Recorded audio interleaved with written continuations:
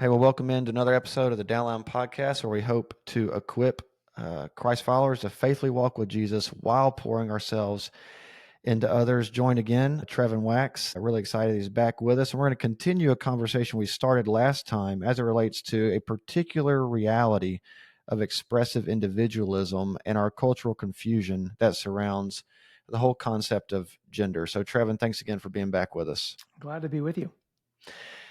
I think that in God's kindness to me, I've had a handful of opportunities to try to unpack for believers just why this is important. It struck me, and maybe it shouldn't have, a little bit by surprise, probably 7 years ago, in talking about gender and even into sexuality with a group of believers. Uh, and had several people in the audience questioning everything that I was saying and why it was even important. It was almost sort of like, hey, can't we sort of stay away from this one? Let's give this one to culture and let's focus on other things. And just coming back to the reality of, I think gender is intrinsically tied to the Trinity. So if we're comfortable losing the Trinity, then let's toss gender out as well. But I want to hand it over to you of going, help maybe start by, why is this so important? Like, why can't we just toss gender to culture and say, okay, it doesn't really matter. Let's focus on other things. Yeah, I wouldn't tie it to the Trinity as the reason I look at it. I would tie it back to it goes back to the goodness of creation and the created order and the goodness of being embodied and what Mm, it means for us to be embodied. There's a sense in which some of the conversations that are going on today about gender, in particular conversations about your body not aligning with your sense of gender and how gender is different than your biological sex, and then how we should try to maybe morph the body into be more what your inner feeling is or whatever it might be. There's a sense in which that is a neo Gnosticism. The mm, Gnostics were some of the earliest heresies in the Christian church that they didn't see the goodness and the givenness of the body as we recite, in like the Apostles' Creed. I believe in God the Father, creator of heaven and earth. Like we're recognizing him, that he's the creator of everything seen and unseen, right? And so just wrapped up in that one line is a good God who's all powerful, who makes the world and makes it good. Now, obviously, the world is also fallen, and so we all have challenges with our bodies. We all have challenges, living in a fallen world. Sin has distorted and twisted the goodness of creation, but it has not removed the goodness of creation. mm. So I think one of the reasons that we're having conversations about gender today is because culturally, a lot of what we've talked about when it comes to the be true to yourself mentality, and you look deep inside to see how you feel, to find who you are and whatnot. If you take that and you overlay it on top of questions of gender and sexuality, well, it's no surprise that you get some of the controversies that we're seeing today that are Sure. almost, that just don't even make sense to people in other parts of the world, or wouldn't have made sense to people throughout history. What would you say? I want to back up to one thing. Thanks for sharing that. Here's one reason why I find the Trinity important in the conversation is, if you get to Genesis 1:27-28, let us make them male and female in our image. That if I take the Trinity to there are a lot of ways to talk about it, but we've got distinct in person but equal in essence, distinct in function but equal in essence. And I think even going to what Paul says in Ephesians 5 about marriage and male and female and the role of Christ in the church. And to me, the Trinity is a good picture of, hey, in our distinctness of male and female and our equality of essence, we can actually image a plurality of God to the world. Does that make sense?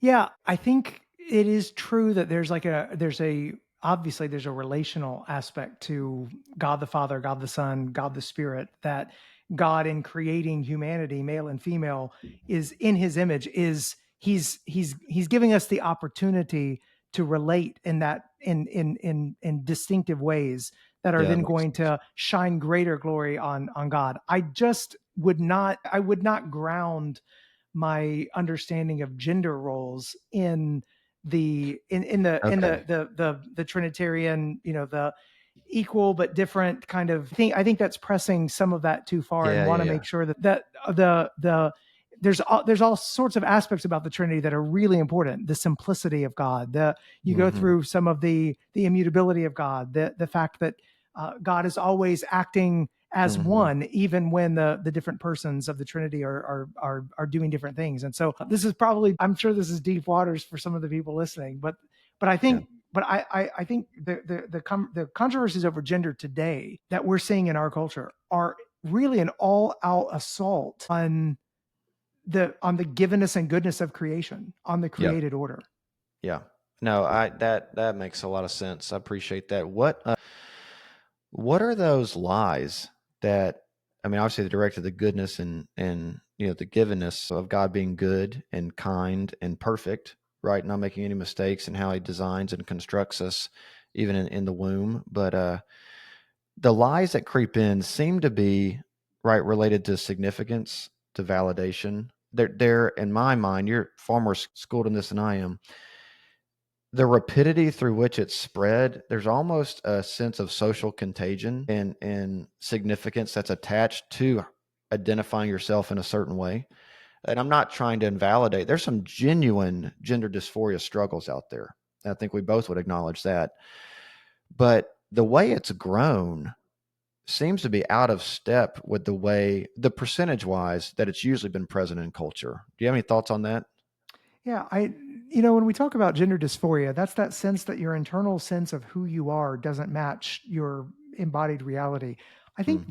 that is something that that's been persistent throughout human history. I would say that's an example of the fallenness of creation, that Right. there are certain mental struggles that we have, identity struggles. I think we could point to a bunch more. I don't think that's the only Absolutely. one or even the most prominent one. I think where things have gotten very dangerous in our society today is we're now, because we're in a world where you're looking within to define yourself, right? You have to define yourself. No one else can tell you who you are. Your family can't tell you who you are. Your religion can't tell you who you are. Your political affiliation can't tell you who you are. The past can't tell you who you are. Increasingly, your body can't tell you who you are. Like Hmm. you are the one telling your body who you are, not vice versa. Because we've gotten to that level of sort of self-definition, there's a crisis of identity among a lot of young people, to the point, and I was just reading an article in the New Yorker about this, and this was not from a Christian publication. Right. It wasn't about gender dysphoria in particular. It was about the challenge that psychiatry is having today with, you've probably heard of the DSM, Oh yeah. the big manual with all the disorders. Well, as more and more study has gone on, they've actually wanted to take back some of these disorders that they've had in the manual in the past, or maybe put them as subsets of other things, and they kind of rearrange things. And they find it very difficult to do that at all. And the reason Hmm. is because in a world where identity is so in flux, people are identifying themselves by this disorder that they found in the DSM. So if you take that name, that definition, that disorder that is there, and you put it under some other category, or you erase it completely, you're monkeying now around with people's sense of internal identity, because they've grasped onto that disorder and they define themselves by that disorder. So if that's happening, just broadly speaking, with psychiatry, because of social media contagions, TikTok trends, all kinds of things, as people are trying to find themselves in the world, Hmm. what makes them unique, sometimes it's the disorder that makes them unique, that they then grab onto, and they actually don't want to actually lose the disorder, because they would Sure. feel like they're losing a part of themselves. If that's happening, broadly speaking, it's no surprise it's also happening when it comes to gender dysphoria and some of that internal sense of self. And because of the social media, aspect of this, we've seen a massive shift in the past Yeah. 20 years, where it once was generally men struggling with this, young men instead of young women. Now it's by far more young women than Mm. men, and sometimes wanting to have bodily interventions that are actually very destructive to the human body, to reproduction in the future, and things like that. Absolutely. Yeah, and that particular point, which is so sad and tragic, and I do think to a degree, you mentioned in the last episode we talked about kind of that combative approach not being the most effective. Like there's some real empathy and just sadness I feel for people battling this, right? And even taking the steps into altering themselves physically in response to it. But if I were just to go philosophically, it doesn't make a lot of sense to me that if anatomy doesn't determine gender, right? If that's the argument, then surgically changing our anatomy then should also that's not possible then to then change our gender if the two things are completely unrelated. So how do you have any ways of thinking through how to help people see the incongruity of that Oh, the idea? incongruity is everywhere, but I don't know that it actually makes that much of a difference. People live Yeah. with incongruity in their worldviews all the time. I mean, Yeah. just a few, we've been told for several decades now, one of the major reasons why, those who identify as LGBT or have been able to, change public opinion on discrimination policies related to sexual identity, sexual preference or desire or whatever it might be, has been that is innate and that is from birth. So Lady Gaga, Mm, born this way, right? that's right. So the incongruity though winds up because the LGB and then the T, there's a vast difference between letters there in what the actual philosophical notions are, which is why some Yep. of the biggest opponents of transgender ideology are those who have have identified as gay or lesbian. I think going back to another article that I read a few years ago, there was a woman whose husband decided, felt like he was a woman, and so it transitioned, and the woman was expected to go along with this and become the wife of basically a transgender woman. But Okay. then her question was, does that make me a lesbian? Like what? Like how, Mm, my husband now says he's a woman. I'm supposed to accept him as a woman. That means I am married to a woman. I am now in a same-sex marriage according to the transgender ideology. But I didn't know that sexual mm, desires, sexual orientation was changeable. It's not supposed to be changeable. So mm. how am I now a lesbian? Like it just the incongruities are massive there. And so but people, obviously that hasn't stopped people from trying to put all this together in one stew. But I think what's most important to recognize is we live in an age where because identity is self-defined, people are willing to put up with all sorts of incongruities as long as you That's right. don't take away the freedom and the right of someone to say whatever they want to say about whoever they are, Mhm, regardless of their past, their body, their family, or whatever it might be. And that's just where you wind up having to deny ontological reality or mhm, have to pretend that there aren't biological differences between men and women, or have to mhm. pretend that it leads us into this very weird, warped understanding of the world that it's not sustainable long term. Reality bites back. And I'm with you on the empathy question. I think people that are struggling, especially young people that are struggling with their sense of identity and self and wrestling with this, maybe they've gone down the rabbit hole of YouTube videos and whatnot. Mhm. I have a lot of empathy for a teenager, but I think we can have righteous indignation and anger toward those who are promoting this Oh my ideology goodness. and the Oh my medical goodness. establishment that is complicit in this ideology because of the harm that it's actually doing to young people in many cases irreversible. Yeah, and that's what I know it didn't happen like this, but I almost woke up, you got kids, I got 4 kids. It's like I woke up one day maybe 3, 4 years ago, and it's like, how did we get to the point where parents are celebrated, which and I would use the word. I mean, there's genuine biological mutilation that happens in a lot of these things. And what would have been horrific in our minds 15, 20 years ago is celebrated now as courage. And that shift is, I mean, it's stunning to me. Well, I actually think we're seeing a pendulum swing back. You've already seen this in several countries in Europe, the UK as well. There's a shift of the pendulum swing back, but in part because of the universal healthcare options. Like you just can't have multiple kinds of medical philosophy in a system where there's universal Mm, healthcare. It's one of the reasons why in the United States it's somewhat different. I think for the pendulum to swing back here, it's going to take a bunch of lawsuits, but yeah. eventually doctors are not going to want to risk that irreversible harm that's being done to minors in particular on some of these things. So I think we are seeing a pushback that is good, because enough people have realized if you basically untether gender from biology altogether, there's no real essence. There's no such thing as woman or man. It's only how someone identifies. I mean, you get to, That's right. the point where, there's no such thing as biological sex even. It's Mm. simply this sort of social construct that we put on bodies, and we can make decisions, untethered from that physical nature, that physical reality. So I do think we're seeing a swing back. Um, and I'm hopeful.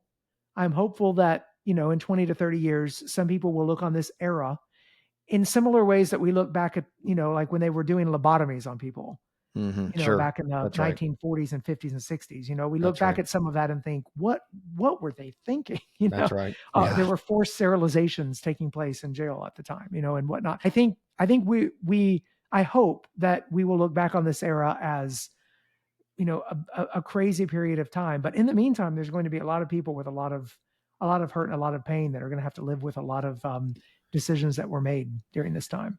When you look at just where we are as a culture, and if we were to diagram or lay out a list of, hey man, these are some areas where we need to faithfully contend as Christians. And maybe there's some that we can go, okay, that's a little further down. Where does this idea of contending, especially for the younger generation, with the beauty of femininity, the beauty of masculinity, how they work together, why, like, where do you put this if you're ordering uh, kind of things in importance of contending for? Where do you put this?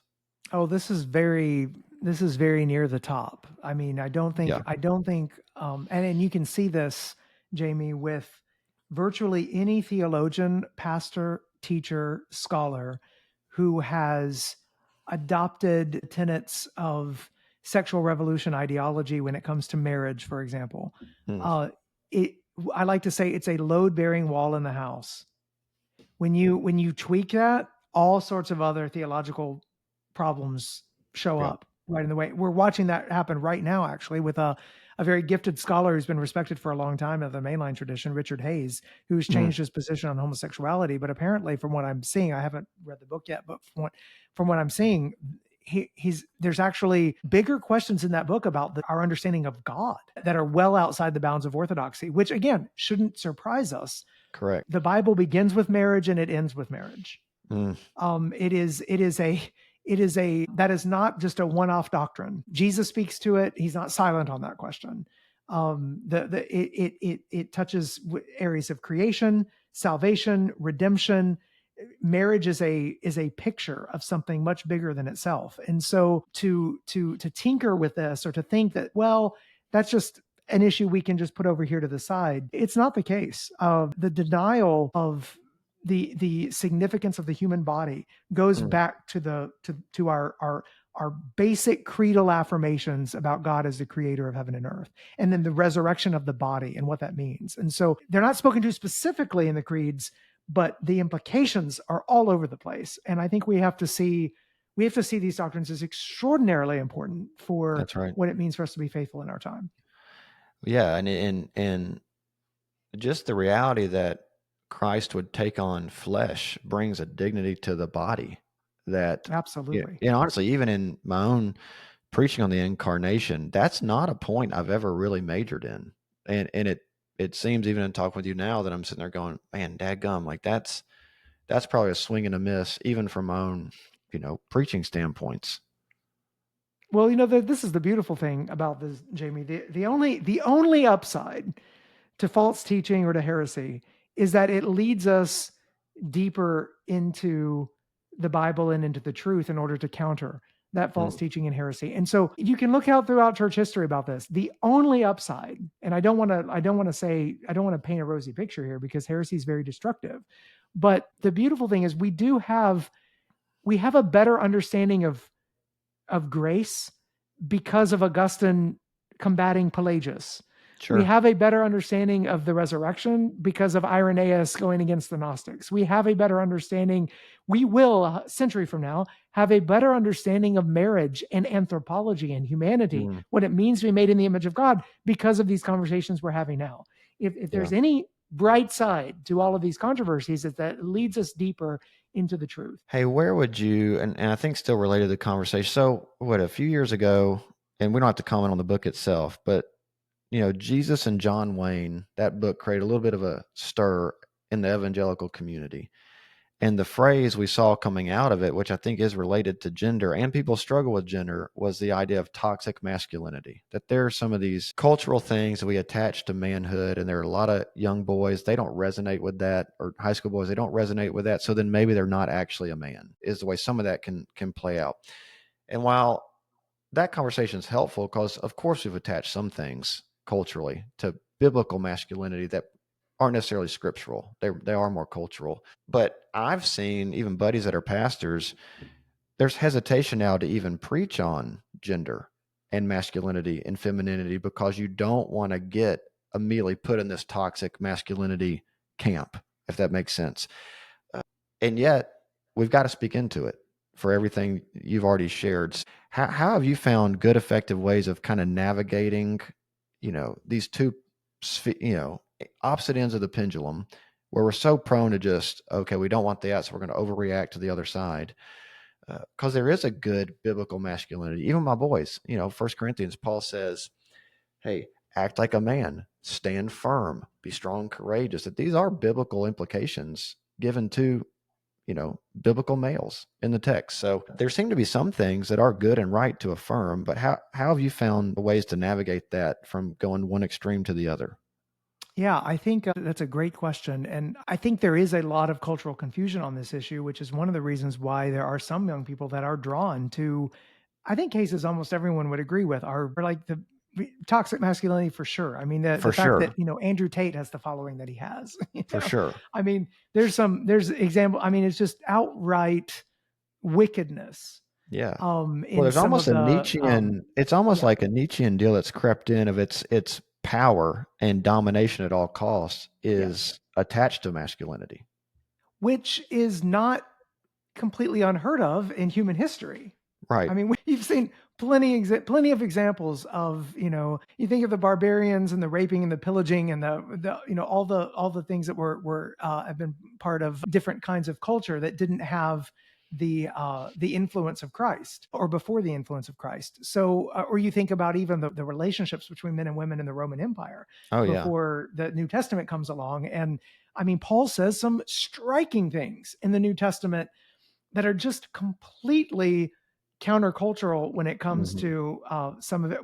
People tend to think of Paul today as a reactionary when it comes to Mm, what he was teaching about marriage and husbands and wives and their relationships. He was revolutionary in many that's right. ways. So I think we've got to look at our current cultural context and recognize why there's confusion. And I don't think we can shy away from some of these things. I think we have to speak to them. We have to recognize there. Okay, is there a toxic masculinity? Well, yes, I think we've got some examples of that. We've just talked about a few. But is there also, if you're going to speak about toxic masculinity, then you better have a really good vision and understanding and a description of Yep. what glorious masculinity is, Yep. what That's it right. means for us to be, men and women. And it's not sometimes I think, we'll go astray in these conversations. Evangelicals have at times gone astray in these conversations that, for example, you take the fruit of the spirit and we sort of identify certain fruit of the spirit more with feminine qualities and other Mm, with masculine fruit. And I'm like, no, no, no.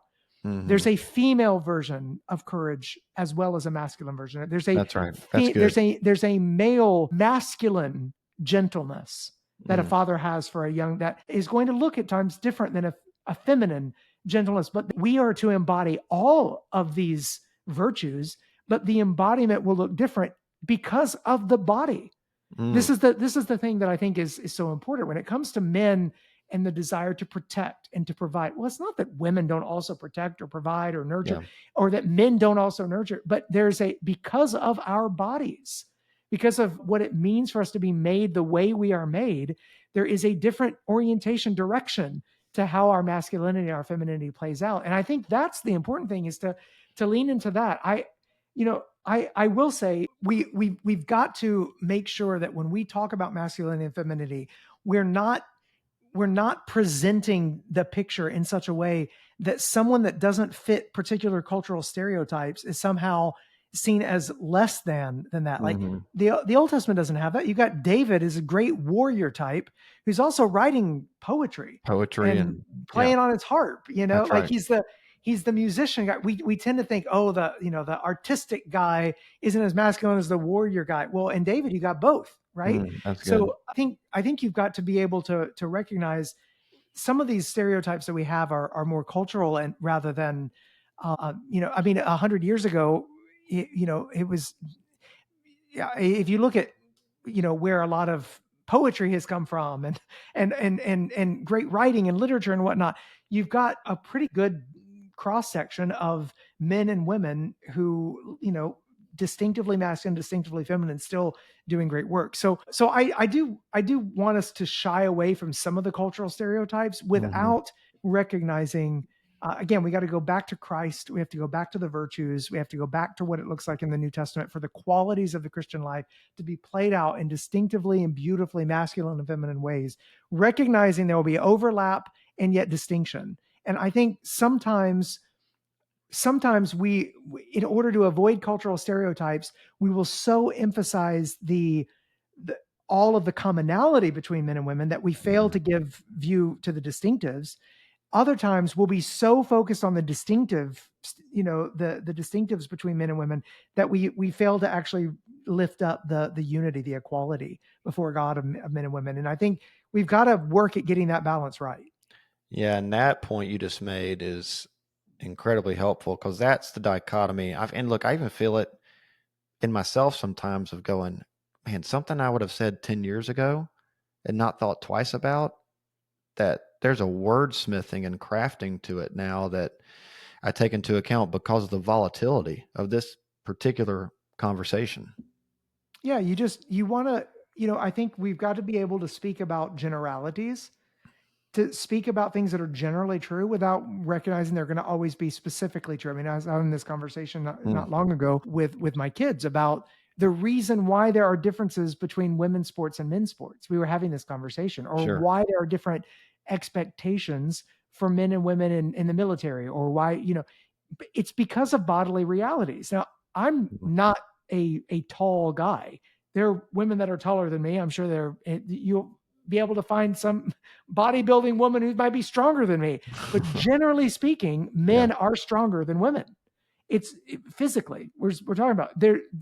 To say that is not to say anything about the inferior. It's not to make women inferior or to make men superior. It's simply to recognize this physical reality that is going to matter in the world. It just will matter in the world. So recognizing that, I was talking with a Bible teacher, female leader who made the comment once, that a woman, and she's a tall woman, even a woman walking down the street at night is going to feel differently than a man walking down the street at night often. And that's a difference of experience because of our embodied reality in the world.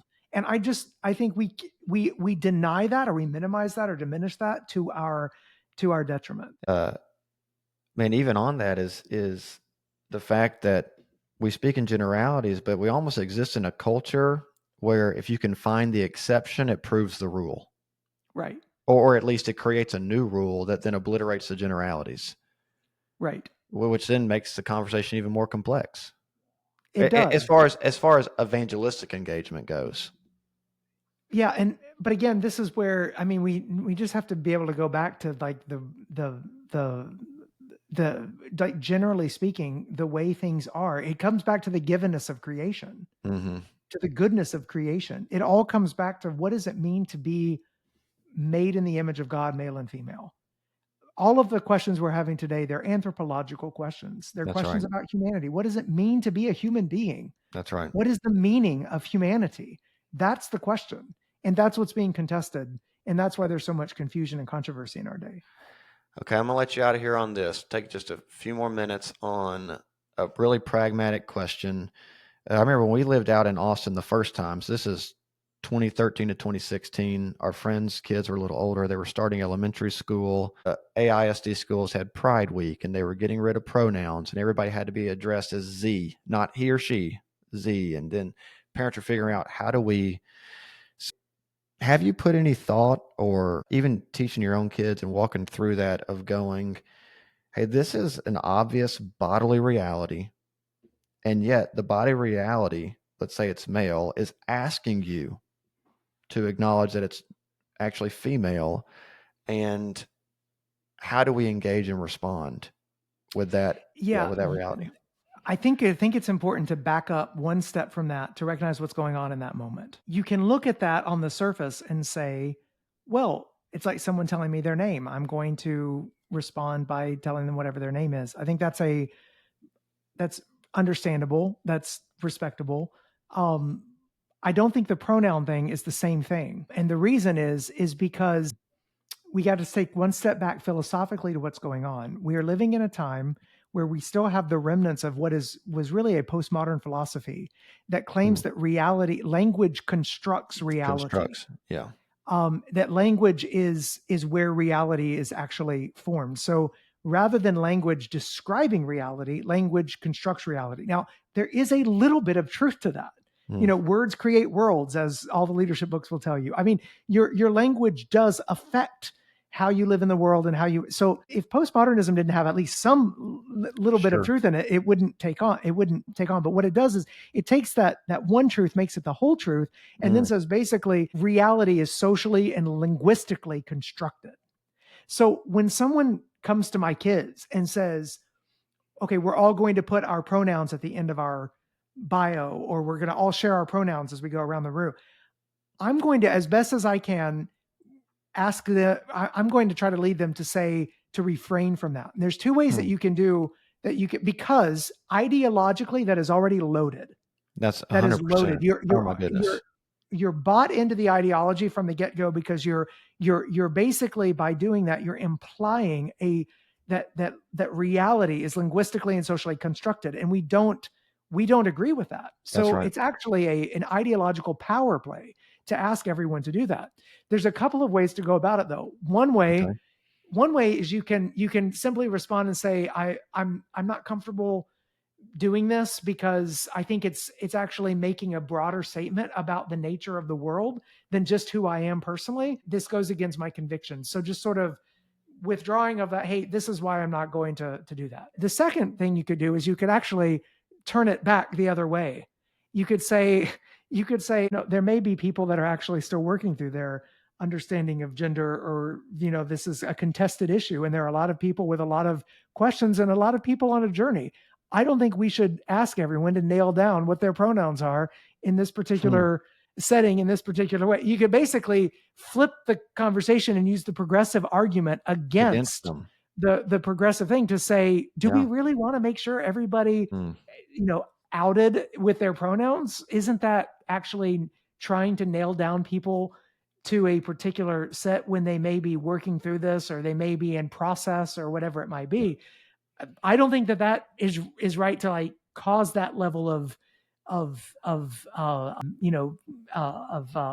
distress, or whatever it would be. Distress, on whatever it might be. So you could either go with I'm not on board ideologically, or you could use the ideology to turn it back against the people that are asking for that. And I think in either case, hopefully you'll have some success in doing that.